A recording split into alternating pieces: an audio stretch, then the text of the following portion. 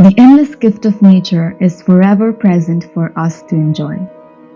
The feeling of solitariness we seek as humans are persistently knocking in the back of our minds, and the Himalayas of Nepal is the ultimate gateway to this. More so, Pikey Peak is the perfect short trek, offering a beautiful one-of-a-kind off-beaten path. We will share our journey of the short trek that we traversed in the late February in the beautiful country of Nepal.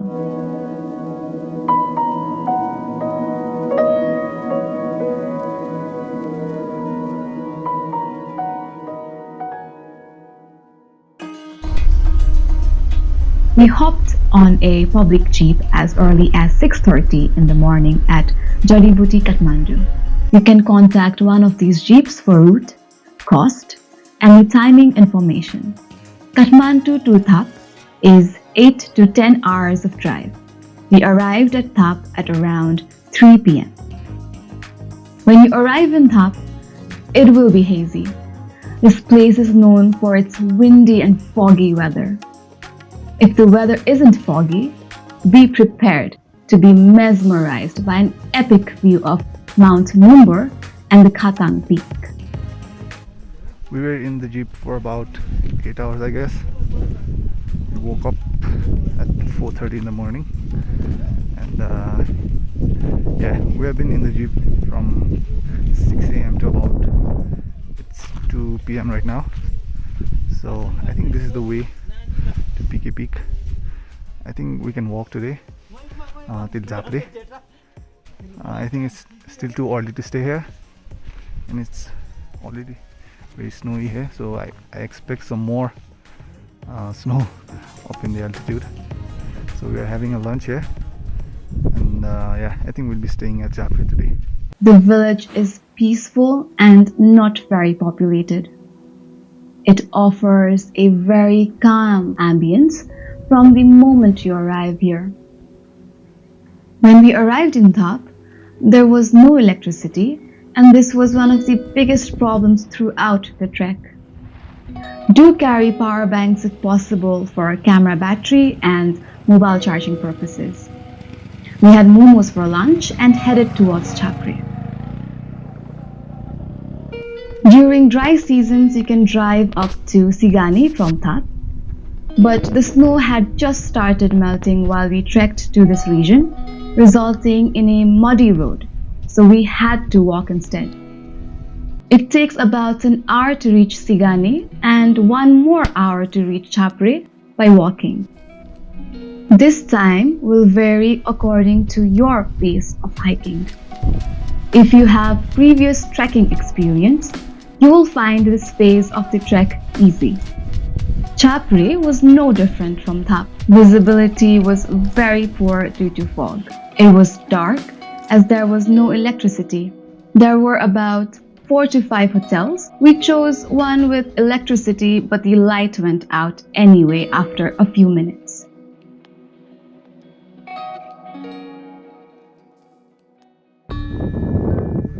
Chapre in the daylight was giving a completely different impression. It was bright, beautiful, peaceful, and everything you would expect in the Himalayas of Nepal. Since there are no electrical poles yet in this part of Nepal, the main source of electricity are solar panels. Since it's mostly foggy and gloomy for the majority of the day, the locals spend most of the nights in the dark. The children of this locality walk for a couple of hours up and down the hill to reach school. They also have to complete homework either before sunset in the evening or after sunrise in the morning, as electricity is scarce. The locals were wonderful. Their hospitality was top-notch. They were kind, generous, and helpful. They gave us the direction and a rough idea of how the trail was for today. After the conversation, we decided to lunch at Bhubule and stay at Pikey Peak Basecamp. After about 2 hours we reached Bulbule, and there were only 2 small hotels. When we arrived there, everything was closed. We suggest you carry your own set of dry foods just in case hotels are closed. We had carried dry foods individually, so we did not have any problems even without a properly cooked lunch. From Bulbule, we trekked towards Mahabodha. There were few houses here and a beautifully built stupa, but there was no one here either. After resting for a couple of minutes, we moved toward the Pikey Peak Basecamp.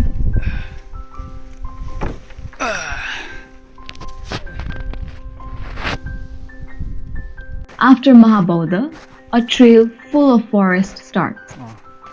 It depends on how muddy a trail is considering the month you are trekking here. The snow starts getting thicker as you gain altitude. It starts getting windier and more deserted. There are 1 or 2 wooden huts between Mahabodha and the base camp, but no human was to be seen. The only noticeable uphill walk is an hour before you reach the Pikey Peak base camp.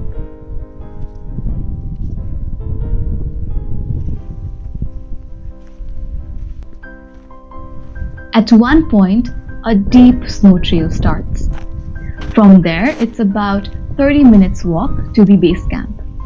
We got stranded for a good 15 minutes as we lost our way, and there were no signboards.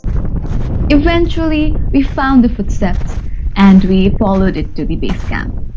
This part of the trek was the most strenuous because we had to dig out our legs after each step. We finally reached the base camp. As soon as we entered the hotel, we saw a mother taking care of 2 children and working in the kitchen. Good. She made sure we were kept warm and started the fire as she understood we had a long, cold day. This is where we met Bikash Dai and his clients Ruby and Ella.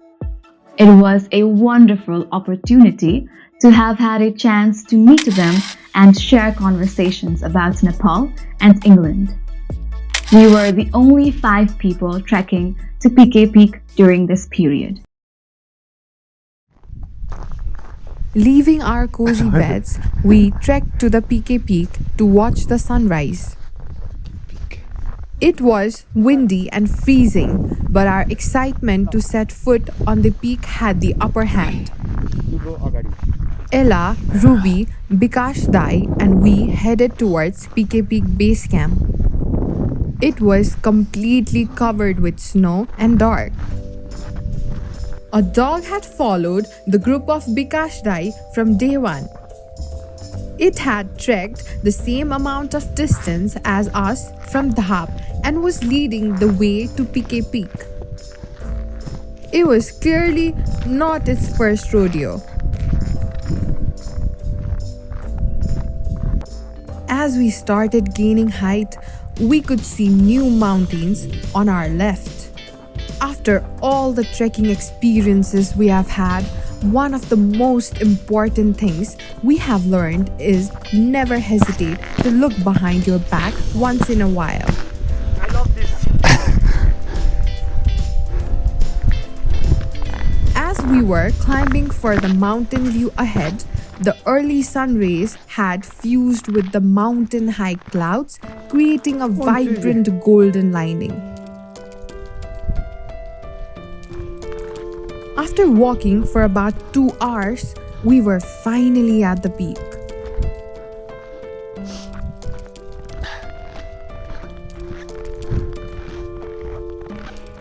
Siri. Oi, Siri. Siri. All we could see in front of us were mountains. The entire scenery was dominated by some of the highest mountains in the world. Numrung and Khatang peaks were the closest and most prominent, but Mount Everest, Lhotse, Kangtega were also easily noticeable. We were exhilarated and excited about what we had achieved. We were standing where Sir Edmund Hillary himself had stood while planning his summit of Mount Everest.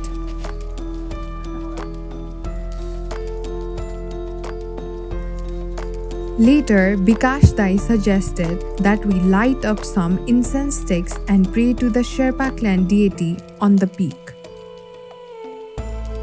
We made sure the non-degradable waste were cleaned and taken care of.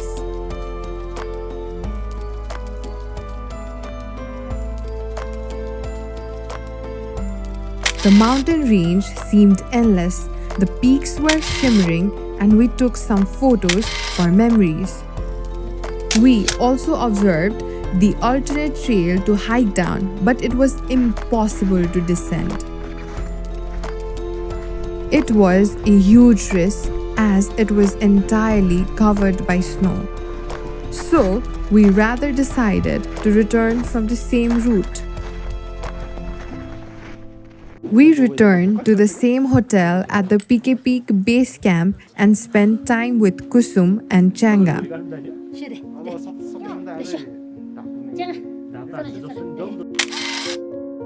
Apparently, in Sherpa culture, a third kid is named Kusum as informed by her mother.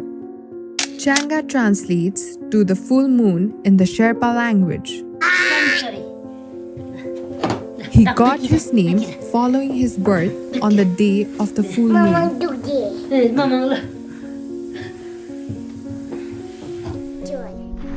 After having a light meal, we descended from the trail to Dhaap that day. We got lost multiple times as we were looking for shortcuts. It started snowing when descending to Dhaap, which added more beauty to the already serene trail of Pikey Peak. Visibility was low and knee-deep snow trail were encountered at times, but all in all, we reached Dhaap at night and headed towards Kathmandu on our fourth morning. This short, low-altitude trek is a perfect off-beaten-path trail for any trekkers to look for a quiet and peaceful experience in the mountains. The insane mountain range that this short trek offers cannot be put into words. This will be it for our lower Everest region trek in Nepal. Hopefully, this video helped you. Please don't forget to like, share, and subscribe.